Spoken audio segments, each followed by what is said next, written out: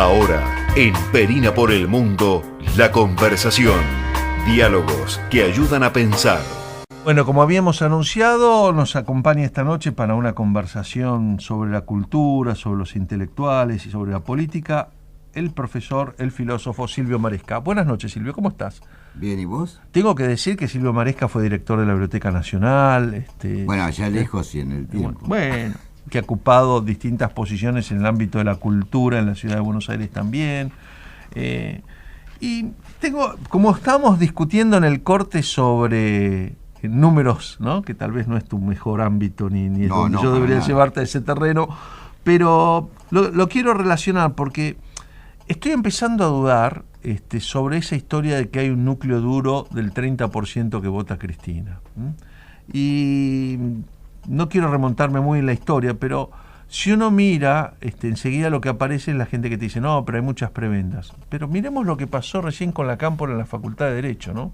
Un ámbito universitario, académico, donde el intento del oficialismo era desplazar a la decana Pinto, que está haciendo, por cierto, una gestión maravillosa. La Facultad de Derecho es una isla dentro de las universidades de la UBA, desde hace mucho tiempo, también la gestión del Terini, ¿no?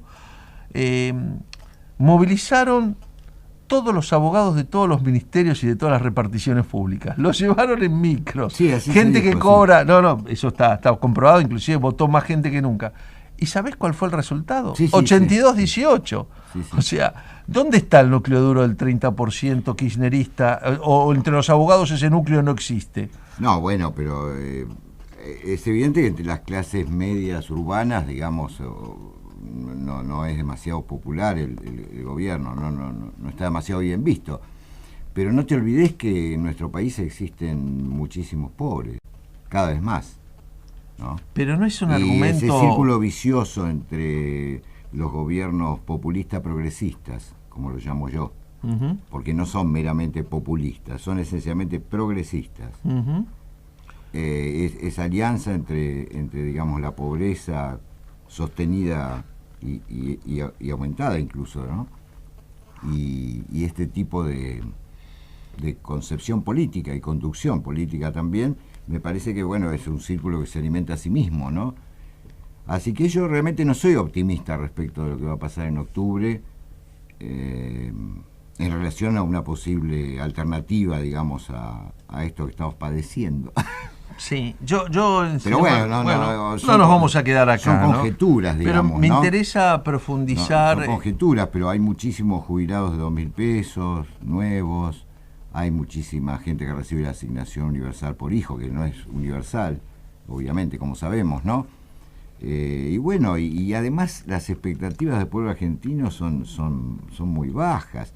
Yo también te puedo traer a colación una encuesta que escuché hace unos días, donde se planteaba que al 50% o más de la población no le afecta la corrupción ya manifiesta por parte de los funcionarios del gobierno. Es la encuesta que hizo la Universidad de Belgrano, un centro de estudios que tiene, donde aparece todavía 53, si no me equivoco, 54, un número por ahí, de gente que contestó que si le significara un ingreso importante de dinero o lo salvara para el resto de su vida, como dirían en el bar, no vacilaría en cometer un acto de corrupción. Es que en realidad es un pueblo corrupto, ¿no? En lo esencial. Ahí coincido, pero un pueblo se vuelve corrupto no cuando... No te olvides que es un pueblo conformado en su gran mayoría por inmigrantes que vinieron con el único propósito de enriquecerse. Y en lo posible volver a su patria de origen. Yo soy muy duro con ese tema hace muchos años, ¿no? Pero los inmigrantes no vinieron con el único propósito de enriquecerse, vinieron con el propósito sano y coherente de estar mejor que en sus países de origen. ¿No es un poco idealizar la inmigración? No. Yo creo que lo que los empujaba y lo que empuja siempre la inmigración, cuando la gente abandona una villa de emergencia en Tucumán y Salta para instalarse en una villa de emergencia en Rosario o Buenos Aires, es porque ahí vive mejor. Bueno, es que el mismo fenómeno... pero es que la lógica de la inmigración es la misma. La inmigración siempre es una ruptura de tus lazos. No es la misma en ambos casos, ¿no? Me parece que la inmigración interna tiene que ver con la desesperación, fundamentalmente, ¿no? La otra ¿Y vos no no creés tanto, que los me parece. italianos, judíos y demás gallegos que venían escapándole al hambre o a la persecución política de Europa no estaban desesperados? En algunos casos sí, pero en muchos otros casos no, y además al pisar estas tierras siempre tuvieron la impresión de superioridad sobre los nativos, digamos que era una mentalidad que no sé si tanto era tan propia de ellos, pero que fue imbuida por la historia oficial existente en esas épocas, ¿no? Fines del siglo pasado, ya no pasado, del siglo XIX y del siglo XX, pero en fin. Confieso que el tema sí, me apasiona largo, como cualquier muy largo. conversación con Silvio Maresca, pero si nos Muy metemos largo, en esto, nos metemos en la historia. Pero yo no y tengo nos una vamos muy visión, atrás. yo no tengo una visión demasiado positiva de la inmigración, ¿no? Me parezco a Cambaceres en una de esas. Claro. Un poco. Pero quería... A pesar de que yo también soy descendiente de inmigrantes. No, Por lo supuesto. tengo claro. O sea, lo tengo claro. Pero me interesaba... No pretendo ser un nativo.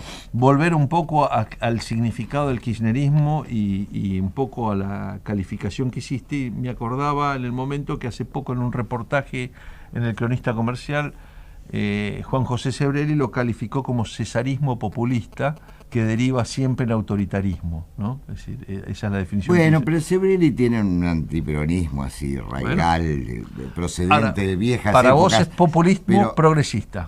Claro, y el Definir un factor poco. determinante para mí es el progresismo, que no es solamente un fenómeno argentino y que además va mucho más allá del gobierno de los Kirchner, ¿no? Y que se va a continuar. Esa mentalidad progresista, por ejemplo, estaría en el frente de Wiener, en toda esa... Sí, vos calificarías a Wiener como un kirchnerismo también, prolijo, digamos. Claro, y también en muchos sectores de lo que se llama la derecha, digamos, ¿no? Si uno ve la propuesta cultural del macrismo, no difiere en nada de la que podía haber tenido Ibarra o Tellerman, digamos, para dar un ejemplo simplemente, ¿no? Ayer leo en Clarín una página dedicada a que una pareja se siente muy feliz por el hecho de que el hijo lleva como primer apellido el apellido de la madre, digamos. Bueno, estos son los signos claros de lo que significa el progresismo, ¿no? Es decir, es algo así como una tendencia hacia una indiscriminada igualdad de derechos. Indiscriminada y por lo tanto abstracta igualdad de derechos. Porque yo creo que los derechos son distintos en el niño, en el anciano, en la mujer, en el varón, en fin, en el trabajador, en el empresario. Como lo planteaba la Constitución del 49, un poco rudimentariamente, si vos querés, pero digamos, estaba planteado, ¿no? En cambio, la tendencia actual es hacia una igualdad jurídica. No se discute la igualdad económica, ¿no? El progresismo no discute la repartición de la riqueza. Eso no entra en discusión, sino una igualdad indiscriminada jurídica de derechos, ¿no? Creo que hacia eso vamos. Estos chicos, una artesana y un músico estaban muy felices, pero les parecía un acto revolucionario lo que habían llegado a hacer, ¿no? Es como si se conformaran en derechos vinculados personalísimos, a veces cayendo en el hedonismo, el cuidado de los derechos humanos y el progresismo. Claro, parecería en pasar realidad, por esos hay que entender, ¿no? que estamos en una época posrevolucionaria, ¿no? La revolución, que fue la gran consigna a partir de fines del siglo XVIII, ¿no? Y cuyo paradigma es siempre la Revolución Francesa, de la cual la Revolución Rusa fue una réplica en gran medida, ¿no? Digo, estamos en un periodo posrevolucionario. La revolución fue o nunca fue, en fin, eso hay que determinarlo todavía, ¿no? Entonces, el progresismo ha venido a reemplazar, ¿no?, de un modo edulcorado y soberbio, en el fondo, diría yo también, ¿no?,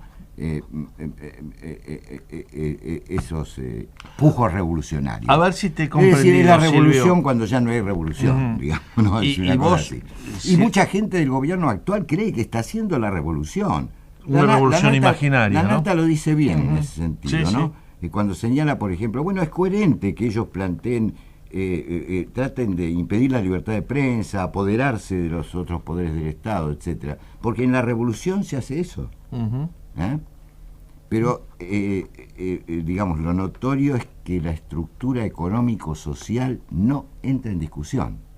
No, de hecho Nada más. uno podría decir que la estructura de la Argentina económica se parece más a la década del 30 que a las Muy bien. posteriores, porque Absolutamente. importamos energía, exportamos soja, antes exportábamos carne, importábamos petróleo, ahora importamos gas, digamos, la diferencia estructural casi no existe, ¿no? Y lo que me interesaba, y le recuerdo a la audiencia que el que está conversando hoy con nosotros es el profesor y filósofo Silvio Maresca. Silvio, era preguntarte que vos dirías entonces que la mentalidad progresista, lo que ha caracterizado a la mentalidad progresista en los últimos 200 y pico de años, es el amar a una revolución, si se quiere, imaginaria, o que tendríamos que discutir. Bueno, si ahora, no siempre lo fue, ¿no? No hablaría del progresismo de los últimos 200 años, sino desde la caída del muro, digamos, y la implosión de la URSS hacia adelante, ¿no? Es la nueva izquierda, digamos. La izquierda gramsciana, ¿no? La izquierda que ha abandonado a Lenin, ha abandonado a Stalin, incluso a Althusser, digamos, y ha vuelto a Gramsci. Eso explica, es decir, que es claro, la revolución cultural. Claro. Por ahora, sin ninguna incidencia en el plano económico-social y con cierta repugnancia a pensar transformaciones en ese plano, digamos, ¿no?